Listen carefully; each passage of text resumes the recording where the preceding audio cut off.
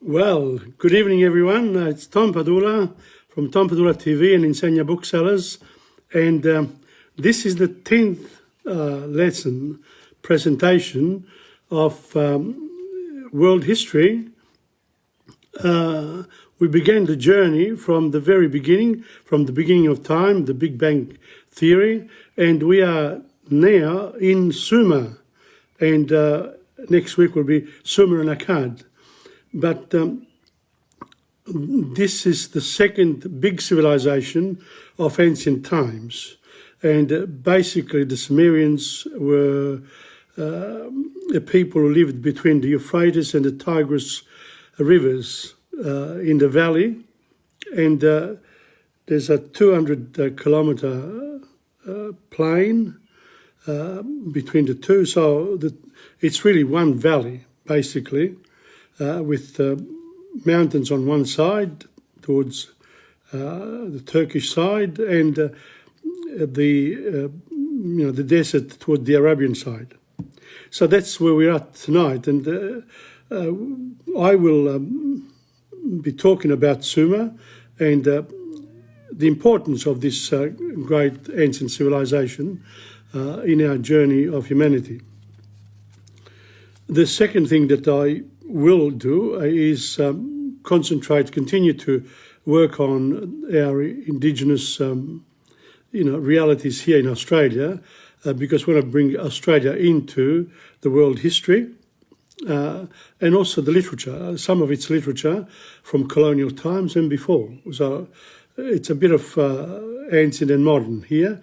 And finally, of course, because I also teach Italian and French, but Italian mainly, in another hour that I dedicate to Italian lessons, basically free of charge from Insegna Booksellers, and these are held on Tuesdays from 11:25 to 12:30.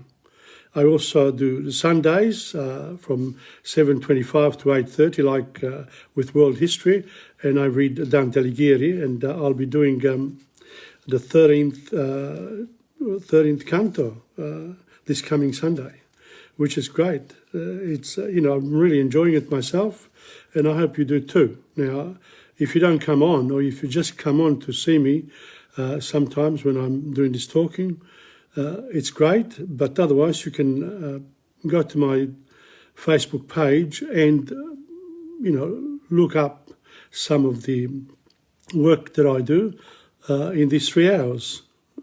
So it's all, labour of love and pleasure, and that's where we are. Now, you will notice I don't have my jacket on tonight because it's rather hot. It's the 2nd of December, so we're in the Christmas period, and it's the beginning of summer here in Melbourne, officially. It's going to be hot from now on, let's hope. But it has been a rather cool spring up to now, with just a few days of hot weather.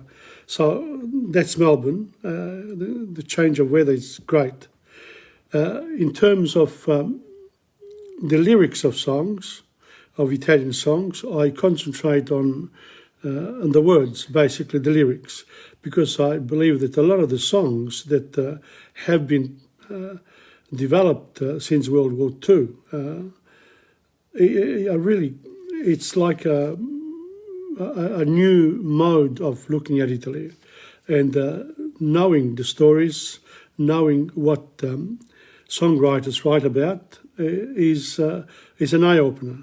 And I didn't come to this until very recently, in the last couple of years, with the lockdowns. It's given me the opportunity to walk and listen to music on YouTube, and I gather that you might have been doing the same.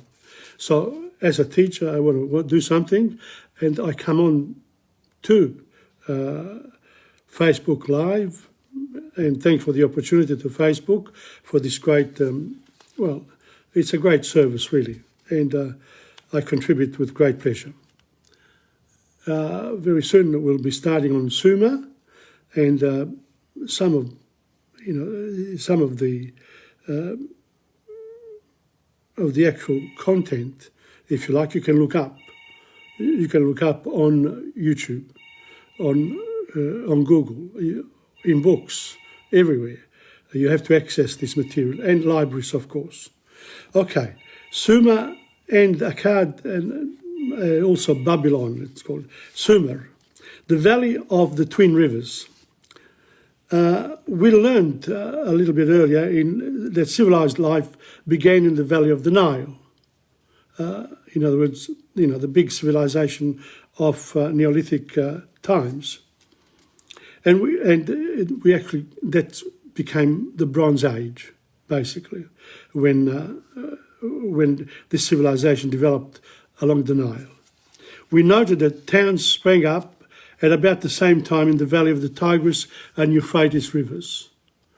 We say valley and not valleys because these twin rivers, as they are sometimes called, really share one valley between them. For about 200 miles, they wander side by side towards the Persian Gulf across a wide, flat plain made of fertile silt deposited by the rivers themselves during past ages. A cross-section of the valley would look something like, and I'll show you a little bit of picture afterwards, what it looks like. It's basically mountains on one side, a big valley, and then the desert areas on the other side. Now, of course, there are no stones here. It's silt. It's mountain mud. You will notice that there are no cliffs as in the valley of the Nile, and so there was no readily available building stone. In the land of the Twin Rivers, even palaces were made of mud bricks. So mud bricks,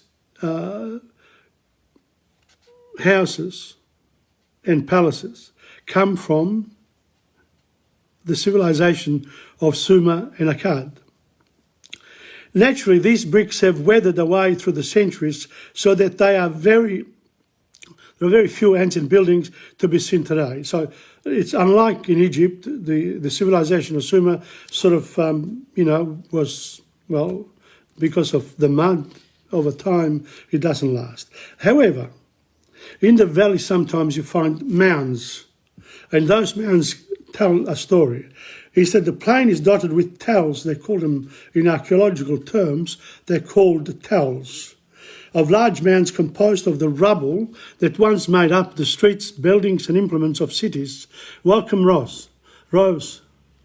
Nice to see you coming on. By digging methodically into these tells, archaeologists have found out a great deal about the history of the plain of Shinar. So the actual valley is called the plain of Shinar. And this was the way this land was called once upon a time. The main city of this land was it was called Ur, chief city of Sumer. Long before 3000 BC, some people called Sumerians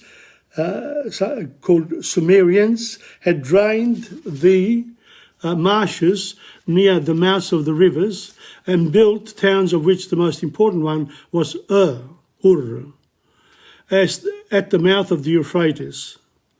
I love the films relating to this type, the Babylonians. They are the films that you can watch. Like the Egyptians, they had domesticated donkeys, cattle, sheep and goats. And they had learned to grow barley, wheat, dates and other crops by leading the river water through irrigation channels. So the civilization developed along rivers where there was fertile land. Very important. Very important. So what happened then? Because they built these Neolithic villages that became cities, then the same thing happened in Ur, or in Sumer, like it happened in Egypt. In other words, there were god kings, as in Egypt. As in Egypt, the early Sumerian kings were thought of as gods because they had to look after the people. They needed leadership and they provided it, and they also had an army that helped them. So, people felt a bit safe if you were doing the right thing. But if you're doing the wrong thing, they're very rough even then, especially then. Indeed, excavation at Ur have shown that when a divine king died, this is interesting, not only food, drink and furniture were buried with him, but also his draft animals, his servants, and his wife. Can you imagine that? Your husband dies and you have to kill yourself in order to follow him to the afterlife. The queen. So the queen had to go with the king.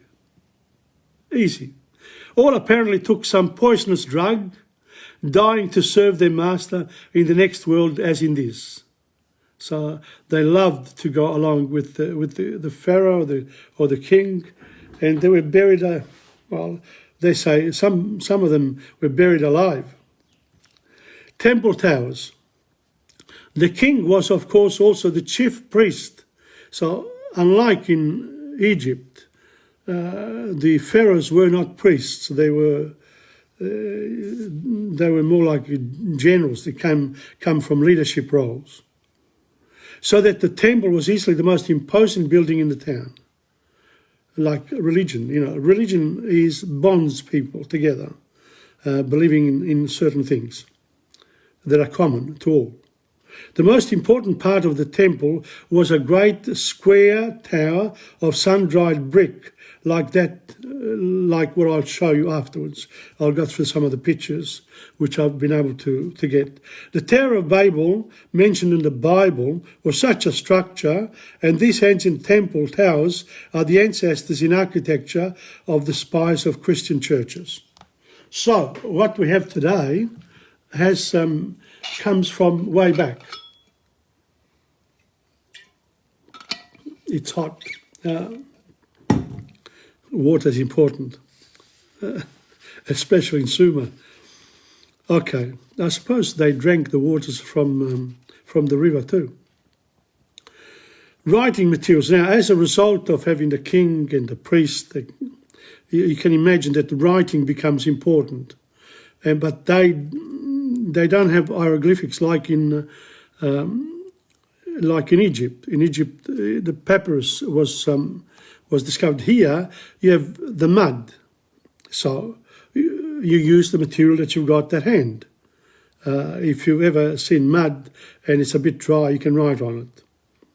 Sumerian priests and scribes learned to write in much the same way as the Egyptians had done, but they used different writing materials.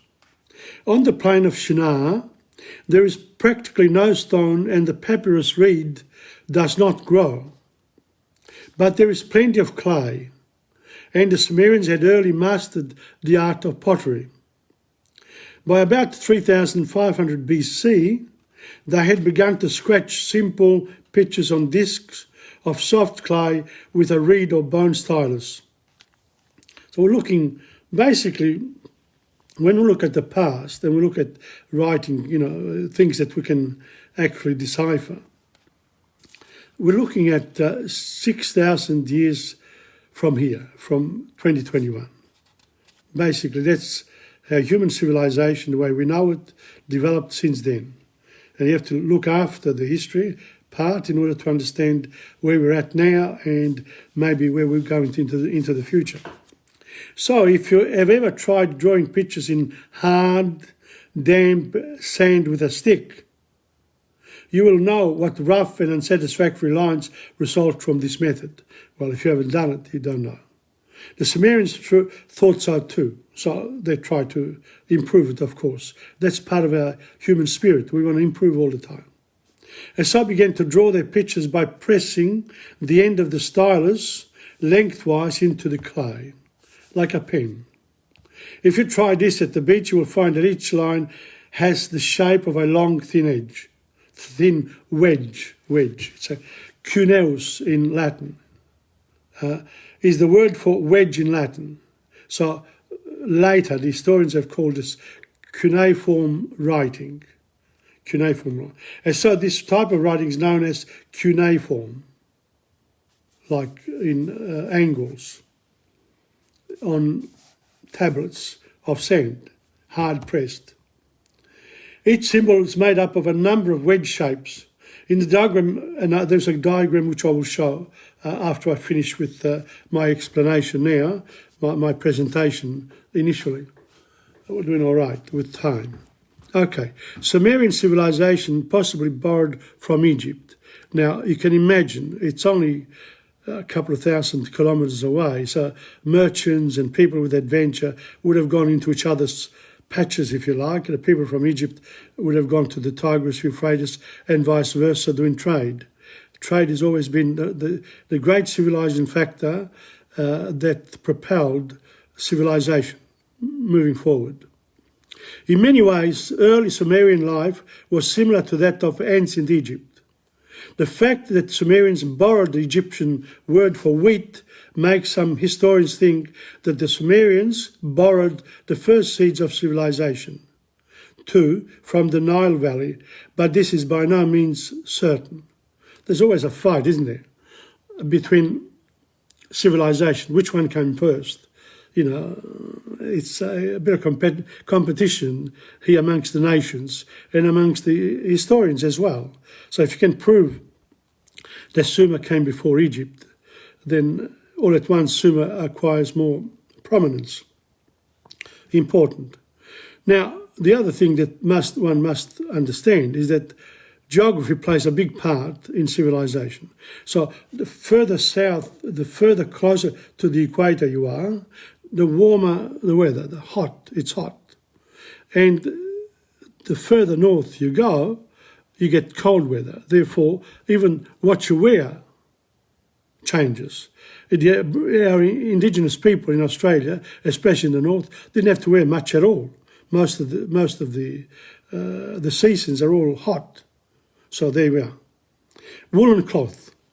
They imported copper and wood from the north for making weapons, tools and furniture. And as the climate is colder than in Egypt, they wore fine cloth from woolen thread for their clothing instead of from flax. But it's certain that they themselves made some discoveries that had enriched all men since. So the Sumerians are reputed to have made some important discoveries for humanities. And one of them, for example, is, we learned earlier that the Neolithic people were tool makers. They made tools. Well, those, once you've been making tools, then this spreads across all Neolithic villages in all of the world, slowly but surely. So they learned that man is a tool used in animal. Okay, if you think about it, you will see that a machine is only a rather complicated and specialised tool. But it is hard to imagine even the simplest machine being made without a wheel. Now that's where the Sumerians come in. They are reputed to have made the wheel, the first wheels to go across those plains in the Shinar Desert. So this extremely important invention was made by the Sumerians before 3000 BC. So we don't have this in the Indus Valley or in China or in South America. In fact, South Americans, when the Spaniards went there, centuries later, they saw that all those workers in South America did not have the wheel. They carried everything on their shoulders. That's how it was. Maybe because of the high mountains. I don't know. But this will keep on discussing these things as we go along. So oxen drew wheeled carts across the plain of Shinar for about 1,000 years before the first wheeled vehicles were used in Egypt. And I'll show you one of the early ones. Now, the first seed drill.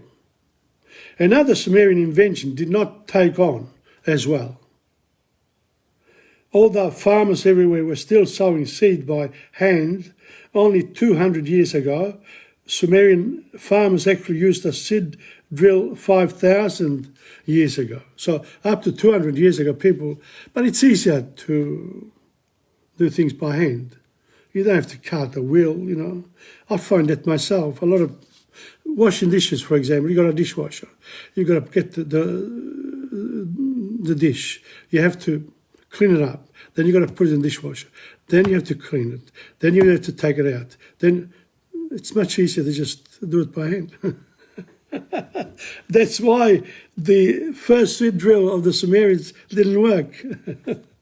Well, the drawing, well, I'll show you what these seed drills looked like. Maybe I have one. The last bit that I will do today is called cylinder seals. In other words, the first form of money. Because generally you sort of trade wheat with cotton with something else. You exchange goods. But if you can produce a little tablet that says this is worth so much, and then you pick it up on the other side, you save yourself a lot on transport. So cylinder seals, these little carved rollers of stone were very common. Instead of signing his name to a letter or a receipt, a Sumerian merchant rolled his seal over the damp clay, leaving on it the impression of the carved figures. So they worked it out, if you trade, this means this. That's why money's around. It's an easier form. But the best form of exchange is to exchange shoes with shirts with pants, hats, etc. If you don't have to pay taxes, you just, you give them what you've got and they give you what they've got, whatever you want on both sides. But money is much easier to handle. So these, very often, these took the form of two animals facing each other and sometimes supporting something between them in the way that has since become customary all over the world in coats of arms. So the coats of arms actually look like, the pictures there look like the early money used by Sumerians. Now, I've got here some pictures. Let me see. Here we are. That's the first wheel and the cart used by Sumerians. Let me see. This was, remember what I said, they built churches with mud. That was a church, what it looked like in Ur, in the city of Ur. This one was the plough, obviously, and, the domesticated animal, the oxen. This one was a form of cuneiform writing, the wedges. So, they did a good job developing this. Now, of course, the Egyptians had the pictures, the hieroglyphics, and then eventually the Phoenicians began to do the alphabet as we know it. Now, this is the Euphrates, that's the plain of Shinar, Euphrates River, and the Tigris River on top. And notice the mountains here and the desert here. And that's the plain of Shinar. This one they called a tell. Archaeologists excavating a tell. So it's in Egypt, they got to the pyramids. Here they dig downwards because all the implements, whatever, they were left there, over time. And this is the plain of Shinar, the Arabian Desert, Persian Highlands. And that's what it looks like. That's the silt. Let me see if there's anything else. No, that's this is a salami, a house. Good for Christmas, isn't it? Okay, well, that's it. That's it. I don't have any more. Right, now, it's 7:49. I still have a little bit to talk about the history part. Now, history, you really, if you want to do some history, you do need a few books and you need to want to do it. But if you start from the beginning, this is the 10th lesson. If you start from the beginning, you'll see how men developed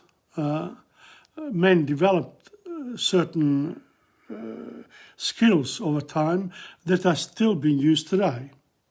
And where did they come from? It's a slow process, but it's worthwhile. So this is Sumer. And then next week we will do Akkad. Akkad is the other, the people who lived further towards the Persian highlands, because that's where iron was found, and they could build tools made of iron, strong tools. So that's where we are. But I'm going to leave this now for that, and I will. I'll give you.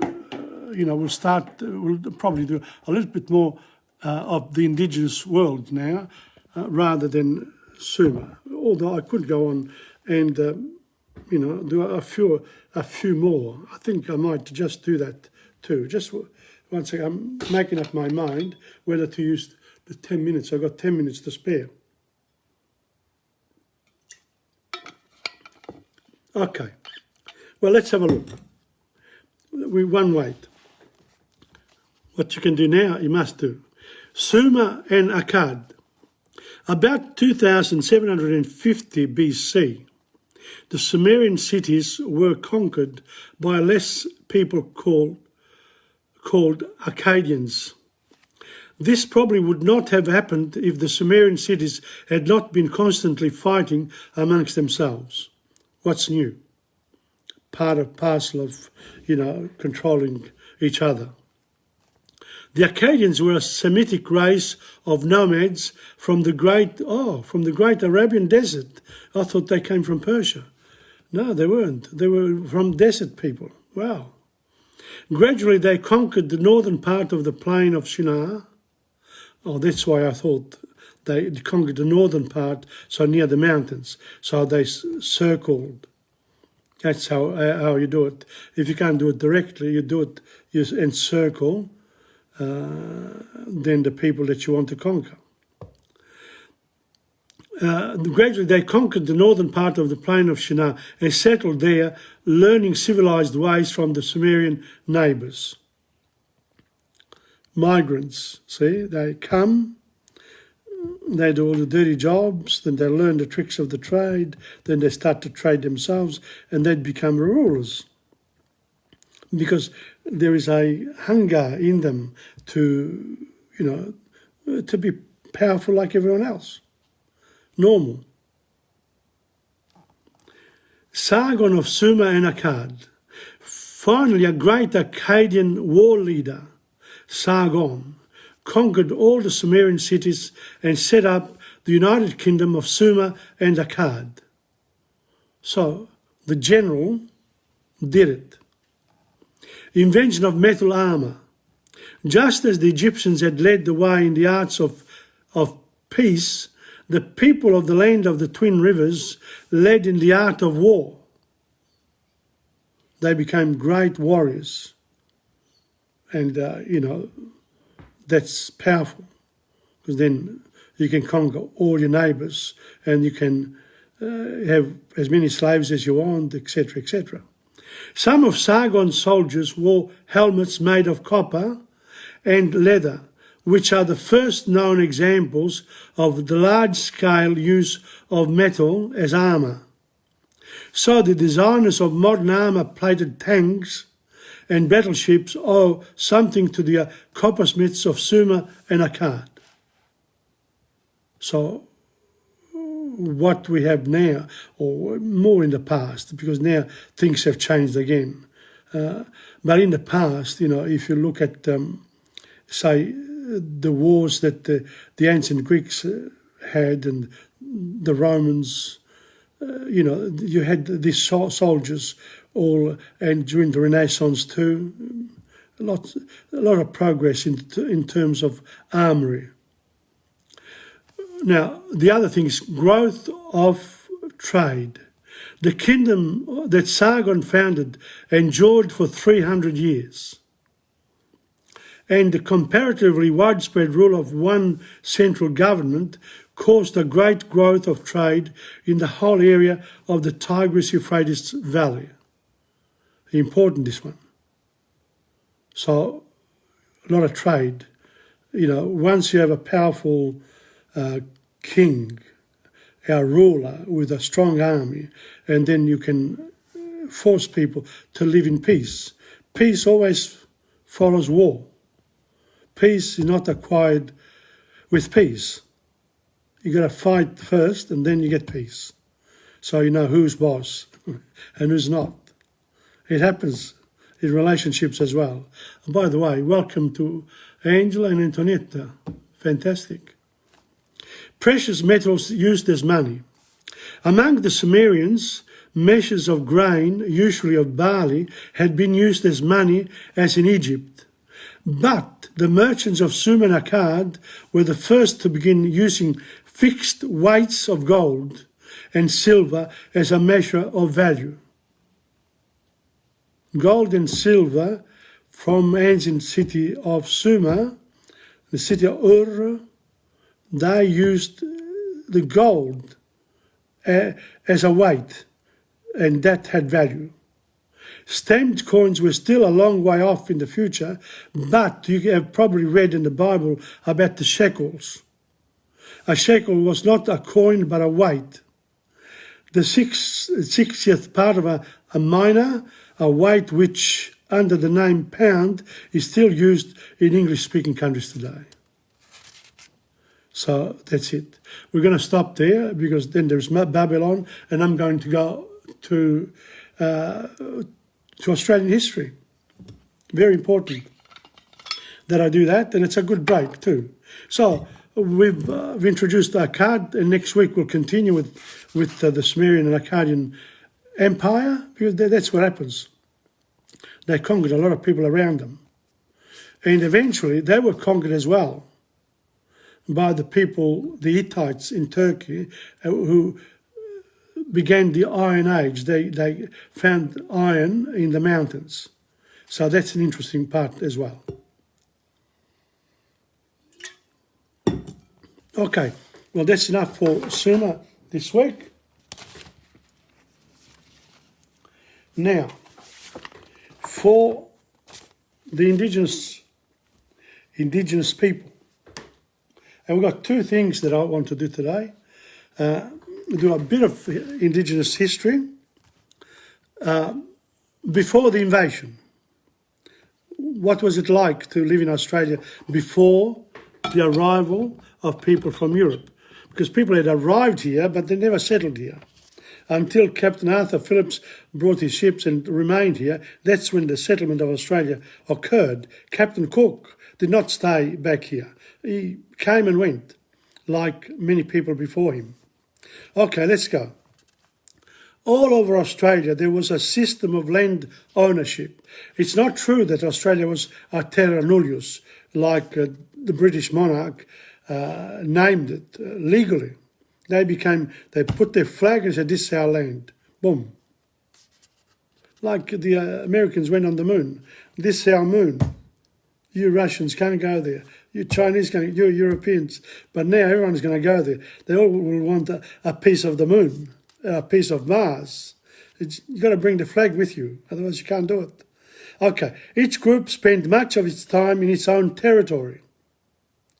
But the territories varied greatly in size according to the climate and the productivity of the land.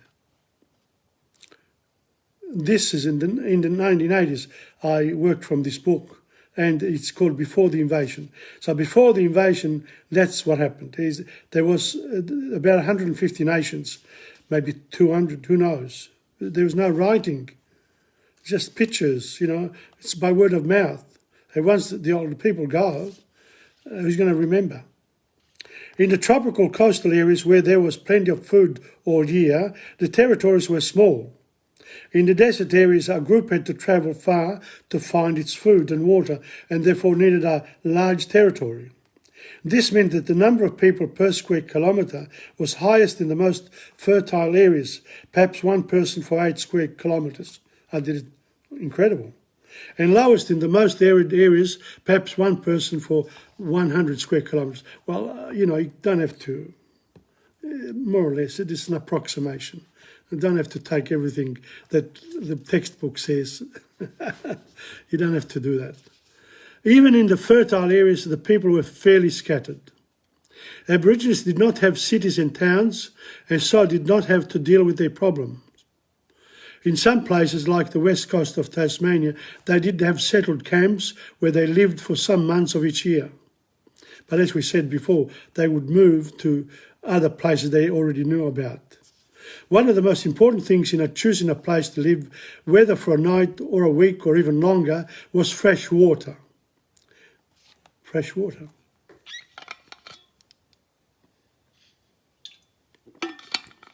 Every time I mention water, I feel like drinking. This is true today of our cities and towns. But people do not often think about it because they are so used to water coming out of a tap, like milk coming out of a bottle. In coastal areas, the camps were near where rivers or creeks flowed into the sea. But in the north, during the wet, camps had to be on high ground, away from the floods.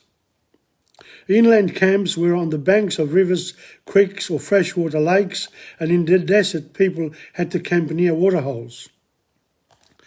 It was the women's task to carry water for cooking and drinking. Men wouldn't touch it. Women had also to bring in firewood, which again might be a difficult task if there were few trees near the camp. When the campsite was moved, those who were weaker, babies and small children, the very old and the sick, had to be carried. No wonder then that the Aborigines owned few things, and these were as light as possible. Tools were often made to serve many purposes, as we shall see later. The most important toolkit carried by every man and woman was in the head. In other words, you've got to remember. Each person learned early in life to use whatever he or she could find close at hand. It took only a few minutes to find a good stone and chip it with another stone, to make a sharp edge for skinning and gutting an animal. If something needed to be tied, then everyone knew which plants had fibres that could be twisted into a strong rope.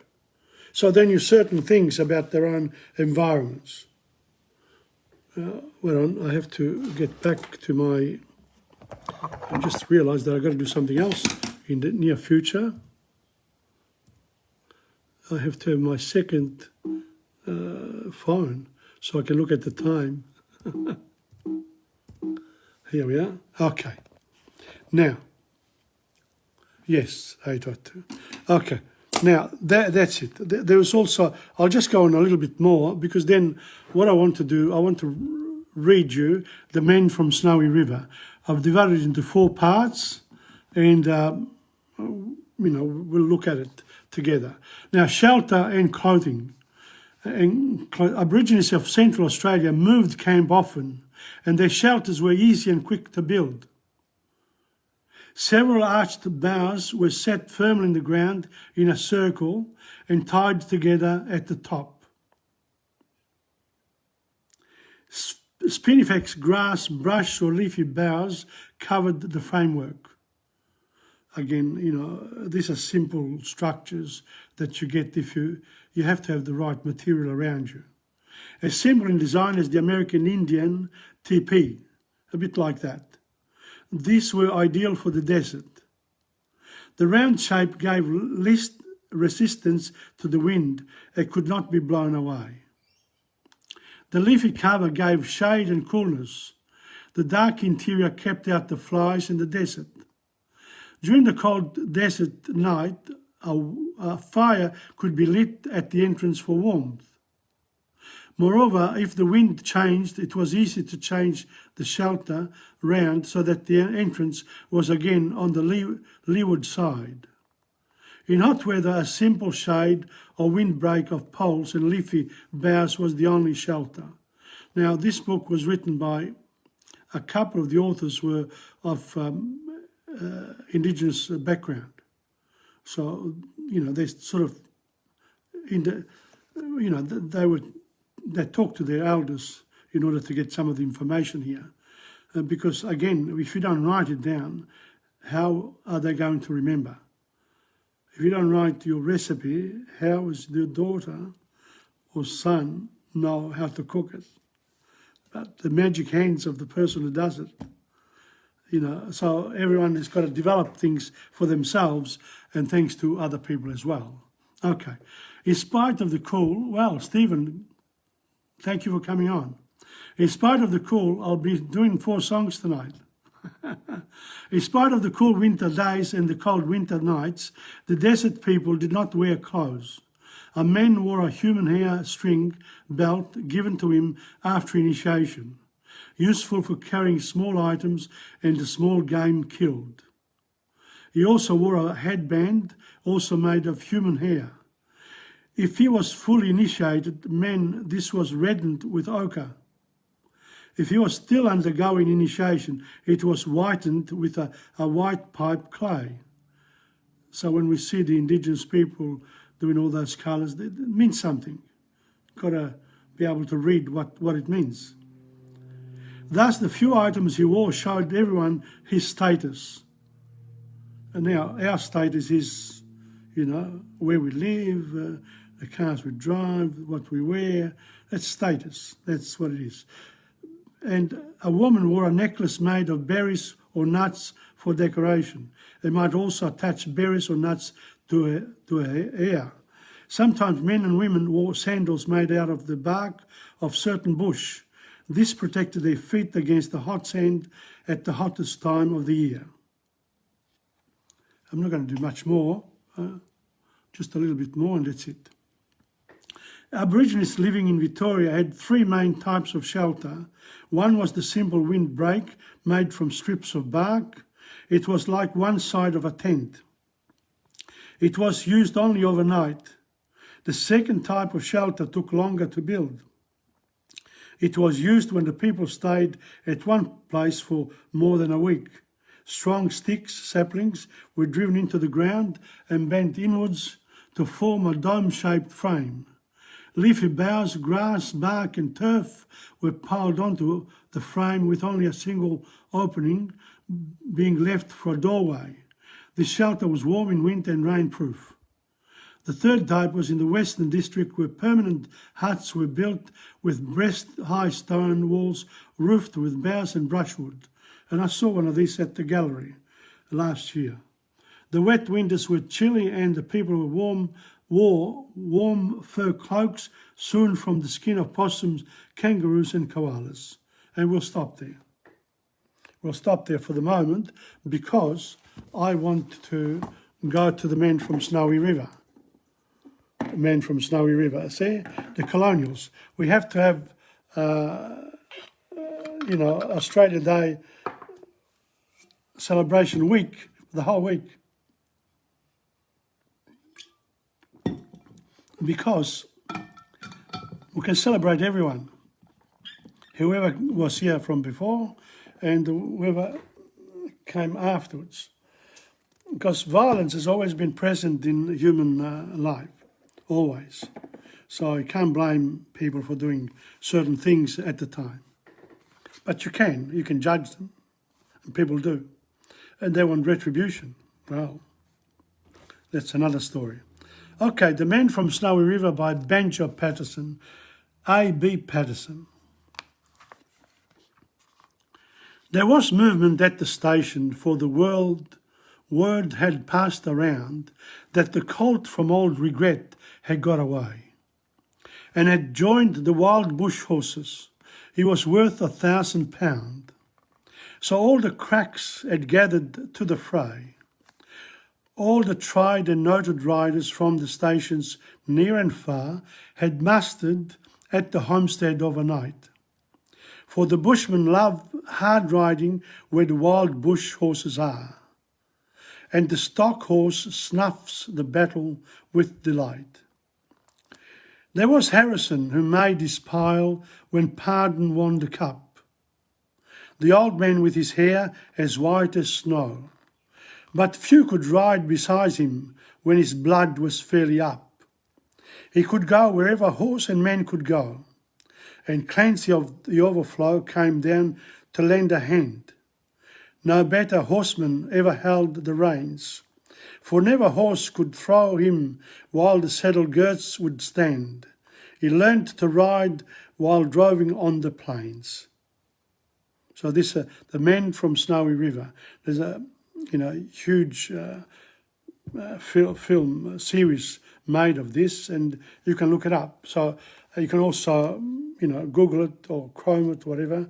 The Men from Snowy River can have the whole lot, and you can try to, to get into Australia's history, literature, because it's important too that we not only celebrate where we come from, but also where we are. Important. And even more important, where we want to be as well. Okay, so that's that for Australia. Now, what I want to do is go to the songs, because the songs that I present are there for you to learn, but for you to learn in order to preserve, or, we don't know, where are we? Here. Here we go. Wait a minute, I am running down to it. I'm going to show the songs, which songs I'm going to do first, and then I will, here we are, 1, 2, and one more. No? Yes? No. Okay. Okay, here I'm going to show you this one. The first one is Piemontesina. Now, I'm not going to read it tonight, because I will do this in my Italian class. I sing it with you. But you can look it up, the lyrics of songs. Again, you can Google this. Piemontesina is the first one I'm going to do. The second one is Canta Pierrot, another beautiful song with very good lyrics. The third one is Il tuo mondo by Claudio Villa. And the fourth one is Quella là by Renato Carosone. Okay, so now what I'm going to do is actually start with Piemontesina. So enjoy it. Here we go. Up. Enjoy this one here. I think the singing is, well, we'll see what happens. Okay, here we go. I'm preparing 3 songs for tonight.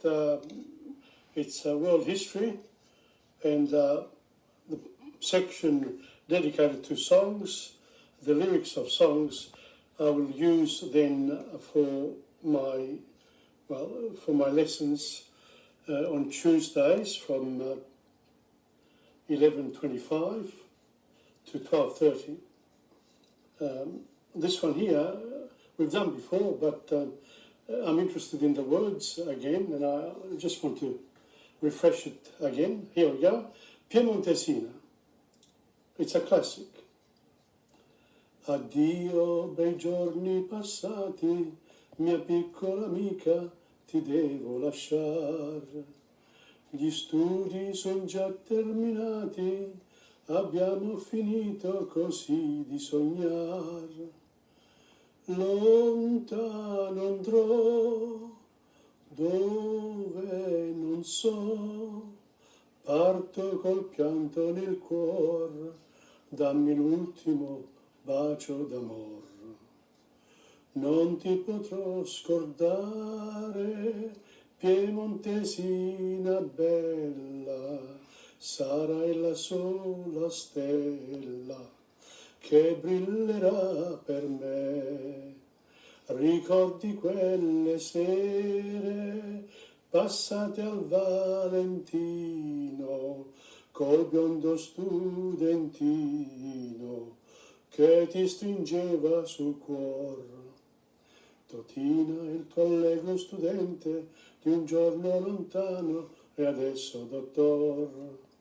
Io curo la povera gente, ma pure non riesco a guarire il mio cuor.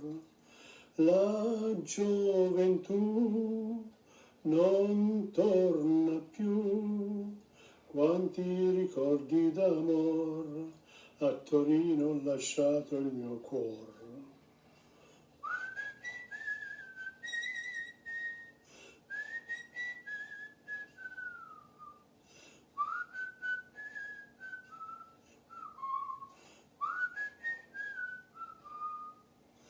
Ricordi quelle sere passate al Valentino col biondo studentino che ti stringeva sul cuore. Well, there you are. Did you like the whistle? The whistling is because you're supposed to have music there. And I don't have the music, so I've got to do, you know, I just wanted to try it out. It's a new one. This one here, here we go. This is a favourite song of mine, Canta Pierrot. A lot of good adjectives in there, so here we go. Canta Pierrot. Dove te vai, Pierrot, pallido e mesto così, senza un sorriso giocondo, sempre ramingo per il mondo. Che vuoi sperare dalla vita qua giù, quando v'è gente che non ama più? Prendi la fida chitarra, ritorna a cantar, non lacrimar. Canta Pierrot, la più stolta canzone del cuore. Canta perché se tu piangi si burlan di te. Non sospirar nel ricordo del tempo che fu. Devi nella vita recitare la farsa anche tu. Guardo in me la gioventù come saltello GD, brama soltanto il piacere, l'attimo sul vuol godere, e su di un ritmo fatale di jazz band, ballando tango foxtrot se ne sta. Credendo un ballo la vita, un ballo l'amor, uccide il cor. Canta Pierrot, la più stolta canzone del cuore. Canta perché se tu piangi si burlan di te. Non sospirar nel ricordo del tempo che fu. Devi nella vita recitare la farsa anche tu. Wow, there's a lot of meaning in that particular song, and it's so true too. You have to learn recitare la farsa anche tu, huh? Amazing. This one here is, of course, one from Claudio Villa. Claudio Villa's songs generally have got great stories. They're great stories, really and truly. This is another song of Claudio Villa. It's called Il tuo mondo. Tu mi racconti di te, di un mondo che fu, di un vecchio mondo che ormai non può ritornare, eppure mi è rimasto nel cuore l'amore che tu avevi per me. Vorrei tornare indietro per un momento, ma il tempo non si ferma, corre lontano.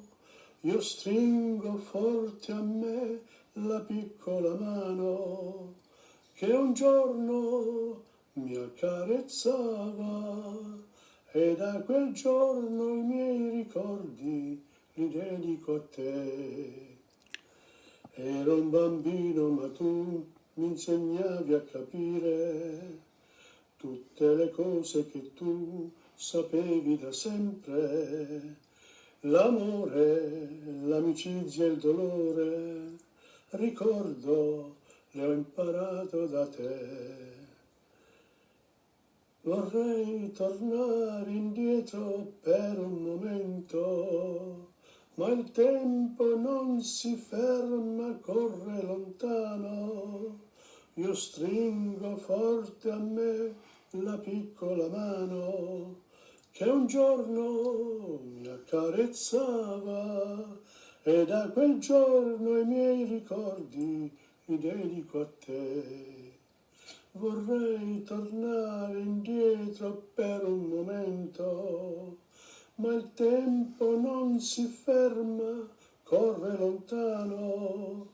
Io stringo forte a me la piccola mano che un giorno mi accarezzava e da quel giorno i miei ricordi li dedico a te.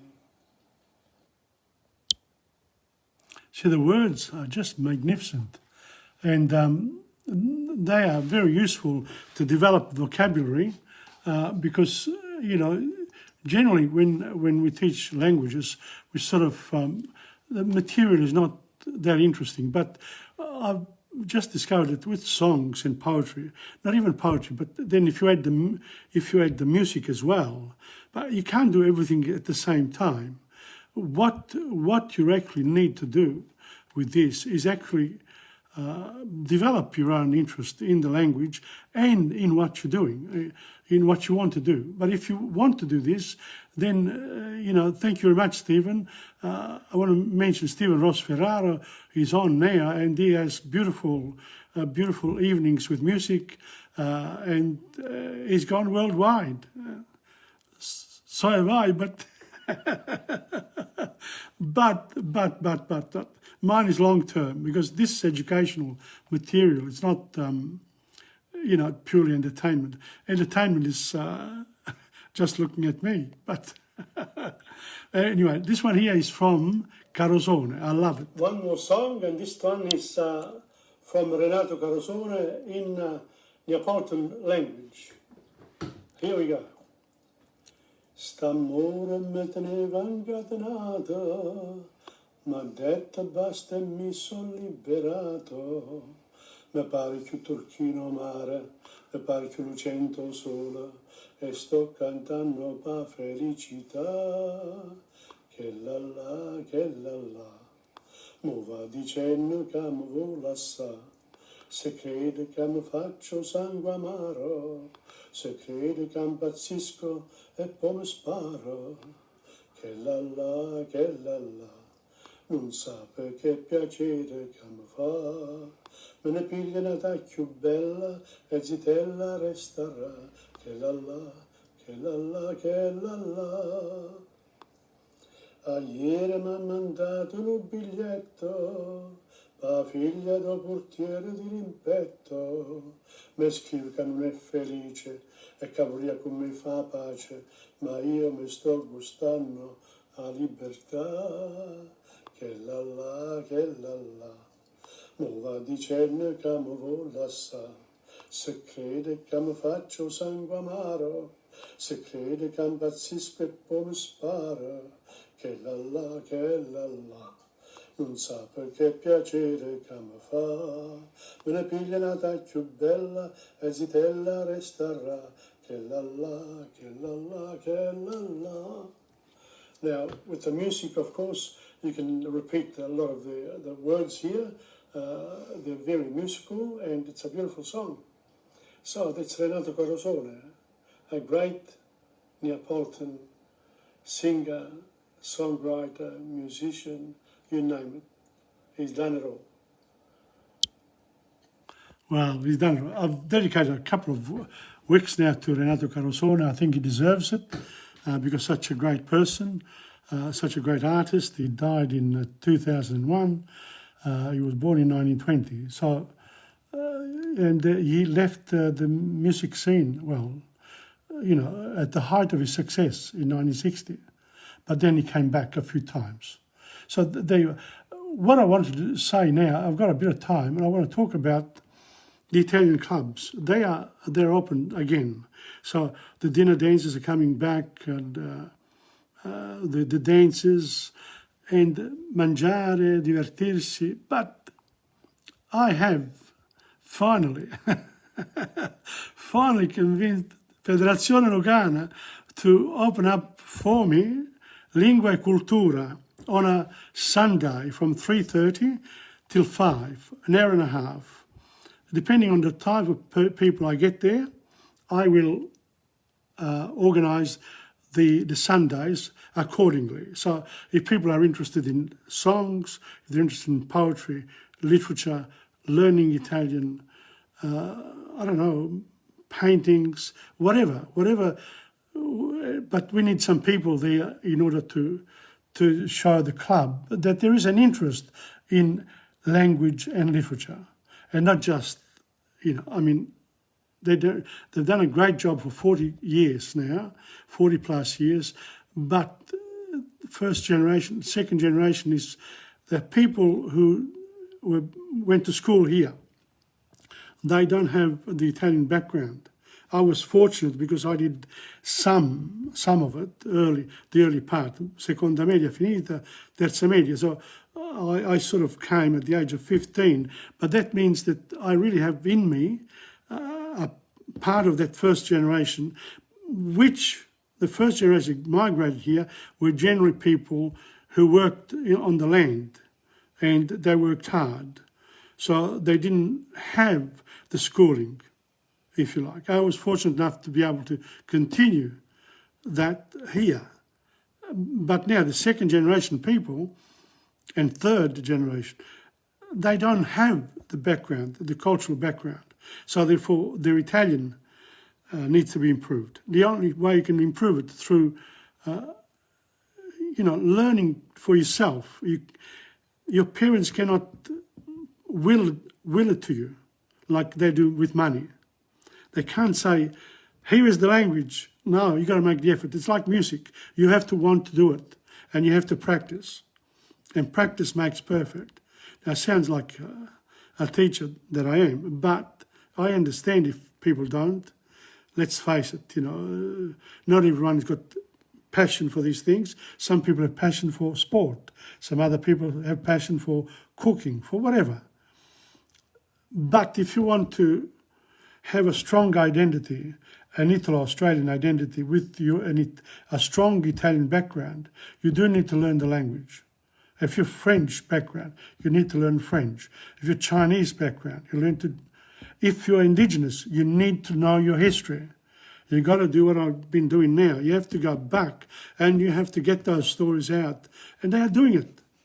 Believe it or not, it's been going on now since '67 when finally the Indigenous people here were recognised as people. They weren't counted in the census before that. They only counted after that. And now we, sort of making progress after 50 years. So progress is slow. So to and fro. That's why history is so important. Otherwise, they're going to get a lot of conflict in all this. Because people, can have resentment about what's happened in the past. You can't do that. You can't do it. That's why I say Australia Day, Celebration Week. Celebrate Indigenous culture. Live that day for the arrival of Captain Arthur Phillips or whatever, Captain Cook, whoever it was. It doesn't matter. You can have some more afterwards because a lot of people came afterwards and they're still coming. They're still invading Australia and we want them to invade Australia, especially after this pandemic. We need to pick up economically, and the best way to do it is to get a lot of skilled migrants here, and people need houses and need food, etc., etc. And it's a big country. Australia is a big country. So that's on the cultural side. But on a personal side, can I say that, I have a book selling business. Books, I don't know. Surround yourself with books, with the tablets, learn all about it. Knowledge is across the board. You can't get it from one source. So if you've got an electric stove and no electricity for one day, you can cook on the gas. If you don't have that, and you have fire outside, you can still cook. In other words, you do what you can with what you've got. That's what history teaches us. And it's an important subject for schools, but the way history has been taught in schools has been through thematically. Themes, the gold rushes, the arrival of, Captain Arthur Phillips, the Federation movement. That's the way it sort of worked in Australia. I've done history, and in Italy, it was il Risorgimento, il Rinascimento. You know, the Romans, it was particular. The French, you know, they wanted to know about the Gauls of ancient times.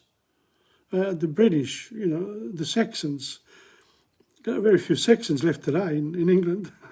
There was a lot of Normans in China. You know, you got lots and lots of different regions. South America, do we talk about those often? What about North America? You get a bit more. What about people in the poles? You know, the Vikings, etc. We're lucky with television and Netflix, etc. I'm watching something now on the Turkish, you know, the Crusades, the early parts, because there were 7 Crusades. The first one was won.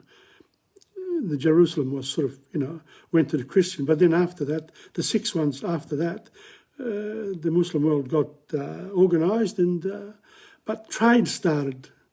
It wasn't all wars; it was more about trade as well. So you get to know each other. So it's 8:30 to 8:31. Thank you very much for all of you.